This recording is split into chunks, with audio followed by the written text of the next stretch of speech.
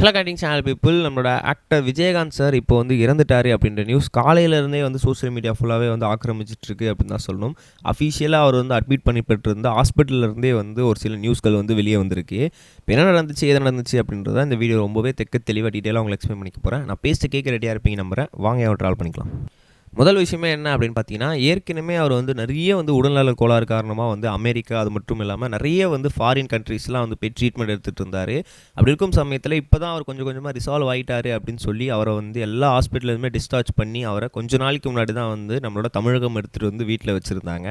இப்போ என்ன நடந்துச்சு அப்படின்னு பார்த்தீங்கன்னா, நேற்று அவருக்கு மூச்சு விட ரொம்பவே வந்து சிரமப்பட்டதாகவும், அவருக்கு ஆல்ரெடி நிமோனியா அப்படின்ற டிசீஸ் இருக்கிறதுனால அவரை கூட்டு வந்து ஹாஸ்பிட்டலில் அட்மிட் பண்ணியிருந்திருக்காங்க தனியார் மருத்துவமனையில். அங்கே அவர் மூச்சோட ரொம்பவே வந்து சிரமப்பட்டு இருக்காரு அப்படின்றதுனால வென்டிலேட்டர், அதாவது எக்ஸ்டர்னல் ஆக்சிஜன், நம்ம செயற்கையாக வந்து ஆக்சிஜன் கொடுத்து அவருக்கு மூச்சு விட கொஞ்சம் வந்து அவருக்கு ரிலீஃப் கொடுத்துருக்காங்க.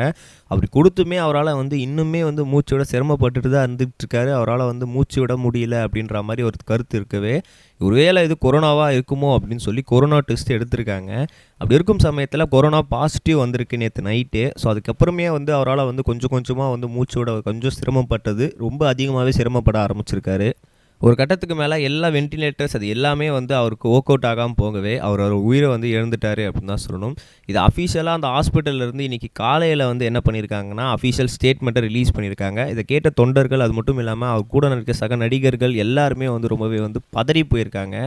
காலையில் எழுந்தவுடனே இது ஒரு பெரிய ஒரு அதிர்ச்சி செய்தியாக தான் எல்லாரோட காதிலுமே வந்து விழுந்தது அப்படின்னு தான் சொல்லணும். இதை கேட்டு எல்லாருமே வந்து பதறி போயிருக்காங்க. குடும்பத்தினர் ரொம்பவே வந்து கஷ்டத்தில் இருந்துகிட்டு இருக்காங்க அப்படின்னு தான் சொல்லணும். ஆல்ரெடி அவர் இருந்து அட்மிட் பண்ண ஹாஸ்பிட்டல் சுற்றி வந்து போலீஸ் படைகள் போடப்பட்டிருக்கு. ஏன்னா வந்து தொண்டர்கள் எல்லாமே வந்து சூழ்ந்துட்டாங்க. விஜயகாந்த் சாரோட வீட்டுக்கு நல்லா வந்து ஃபுல்லாகவே வந்து நிறைய ஆக்டர் அண்ட் ஆக்ட்ரஸ், இவர் கூட நடித்த நிறைய பேர் வந்து இப்போ வந்து சூழ்ந்துட்டுருக்காங்க.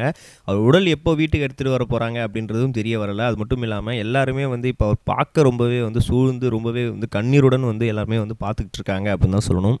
கொஞ்ச நாளைக்கு முன்னாடி தான் அவருக்கு வந்து எல்லா பிரச்சனைகளுமே தீர்ந்துருச்சு. அவர் வந்து வீட்டுக்கு வந்துட்டார். ஸோ இனிமேல் வந்து பழைய விஜயகாந்த் அவர் வந்து கண்டிப்பாக இருக்க போகிறாரு அப்படின்ற மாதிரியும் சொல்லிட்டு இருந்தாங்க.